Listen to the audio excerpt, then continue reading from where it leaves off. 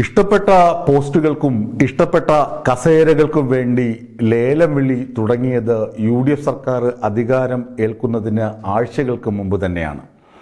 UDF അധികാരത്തിൽ വരുമെന്ന സങ്കല്പം ഉണ്ടായപ്പോൾ മുതൽ UDF അനുകൂല സർവീസ് സംഘടനകളും അതുപോലെ തന്നെ സംഘടനാ തലപ്പത്തെ ആളുകൾ അറിയാതെ ചില സംഘടനാ നേതാക്കളുമൊക്കെ വലിയ തുകയ്ക്ക് പോസ്റ്റുകൾ ലേലം വിളിച്ചു തുടങ്ങി.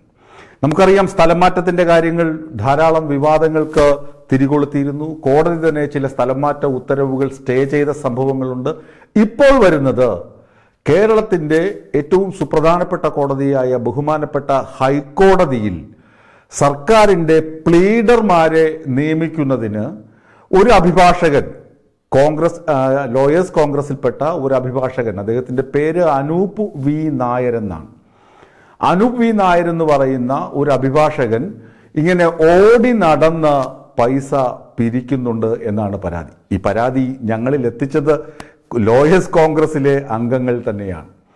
ലോയേഴ്സ് കോൺഗ്രസിലെ മുതിർന്ന നേതാവായ ശ്രീ അബ്ദുറഹ്മാൻ പറയുന്നത് അദ്ദേഹം അറിഞ്ഞിട്ടില്ല. അദ്ദേഹമാണ് സംഘടനയുടെ തലപ്പത്തുള്ള വ്യക്തി. അദ്ദേഹം ഇക്കാര്യങ്ങൾ അറിഞ്ഞിട്ടില്ല. അദ്ദേഹവുമായി ഒരു കൂടിയാലോചനയും നടത്താതെയാണ് ഈ പൈസ പിരിക്കൽ. ഇതെങ്ങനെയാണ് പുറത്തു വന്നത് എന്ന് ചോദിച്ചാൽ 15 ലക്ഷം രൂപ വച്ചിട്ടാണ് ഓരോ അഭിഭാഷകരിൽ നിന്ന്, സർക്കാർ പ്ലീഡർ ആകാൻ വേണ്ടി അഭിഭാഷകരിൽ നിന്ന് ഈ പറഞ്ഞ അനൂപ് വി നായർ എന്ന് പറയുന്ന വ്യക്തി വാങ്ങിയത് എന്നാണ് പ്രധാന ആരോപണം. പൈസ കൊടുത്തു, ബയോഡാറ്റ കൊടുത്തു, എന്നിട്ടും പ്ലീഡർ പദവി ലഭിക്കുന്നില്ല. നമുക്കറിയാം, ആദ്യ മന്ത്രിസഭാ യോഗത്തിൽ തന്നെ അഡ്വക്കേറ്റ് ജനറലിനെയും അതുപോലെ തന്നെ ഉയർന്ന ഉദ്യോഗത്തിലുള്ള ആളുകളെയും, അതായത് അഡ്വക്കേറ്റ് ജനറൽ പിന്നെ ഡയറക്ടർ ജനറൽ ഓഫ് പ്രോസിക്യൂഷൻ, ഈ 2 തസ്തികകളിലേക്കും മന്ത്രിസഭാ യോഗം ആളുകളെ നിയമിച്ചിരുന്നു. അതും ജാജു ബാബുവിനെയും അതുപോലെ തന്നെ അഡ്വക്കേറ്റ് ആസിഫ് അലിയുമാണ് ഈ 2 തസ്തികകളിലും നിയമിച്ചിരുന്നത് എന്നറിയാം. ഇനി അഭിഭാഷക വൃത്തിയുമായി ബന്ധപ്പെട്ട് ആരൊക്കെയാണ് സർക്കാരിന്റെ ഭാഗമാകുക? സാധാരണ സർക്കാരിനെ പ്രതിനിധീകരിക്കുന്നതിനായി അഡ്വക്കേറ്റ് ജനറൽ, അഡീഷണൽ അഡ്വക്കേറ്റ് ജനറൽമാർ, സ്പെഷ്യൽ ഗവൺമെന്റ് പ്ലീഡർമാർ, സീനിയർ ഗവൺമെന്റ് പ്ലീഡർമാർ, ഗവൺമെന്റ് പ്ലീഡർമാർ എന്നിങ്ങനെ ഒരു വലിയ പാനൽ തന്നെ ഉണ്ടാകും. അതിനകത്ത് 2 തസ്തികകളിലേക്ക് നിയമനം വന്നു കഴിഞ്ഞു. സർക്കാരിന്റെ മന്ത്രിസഭാ യോഗം അത് തീരുമാനിക്കുകയും ചെയ്തു. ഇനി സീനിയർ ഗവൺമെന്റ് പ്ലീഡർ അതുപോലെ ഗവൺമെന്റ് പ്ലീഡർമാരുടെ പാനലുകളിലേക്ക് ആളുകളെ നിയമിക്കുന്നതിനാണ് ഈ ഓടി നടന്നുള്ള പണപ്പിരിവ്. ഒരു സീറ്റിന് അല്ലെങ്കിൽ ഒരു പ്ലീഡർ പദവിക്ക് കൊടുക്കേണ്ടത് 15 ലക്ഷം രൂപയാണ്.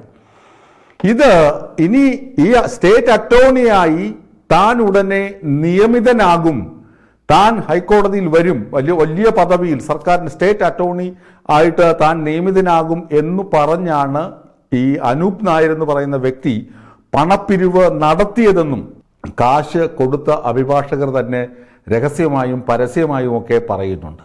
ഇത് പലയിടങ്ങളിലും വാർത്തകളായൊക്കെ നിങ്ങൾ വായിച്ചു കാണും. സ്ഥലമാറ്റത്തിന് തന്നെ ലക്ഷക്കണക്കിന് രൂപ വാങ്ങുന്ന ആളുകളാണ്. സർക്കാർ അധികാരം ഏൽക്കുന്നതിന് മുമ്പ് തന്നെ NGO അസോസിയേഷന്റെ ആളുകളൊക്കെ കൊടുത്ത ലെറ്റർ ഹെഡിൽ കൊടുത്തത് അനുസരിച്ച് സ്ഥലം മാറ്റിയ വകുപ്പുകളുമുണ്ട്. നമുക്കറിയാം, നമ്മൾ തന്നെ കല്ലു എന്ന 8ാം ക്ലാസ് വിദ്യാർത്ഥിനിയുടെ കത്ത് സംബന്ധിച്ച വാർത്ത കൊടുത്തിരുന്നു. അതുപോലെ തന്നെ ഭിന്നശേഷിക്കാരായ ഉദ്യോഗസ്ഥരെ കാടുകയറ മൂലയിലേക്ക് അല്ലെങ്കിൽ ആളുകയറ മൂലയിലേക്കൊക്കെ സ്ഥലം മാറ്റുന്ന രീതി നമ്മൾ കണ്ടു കഴിഞ്ഞു.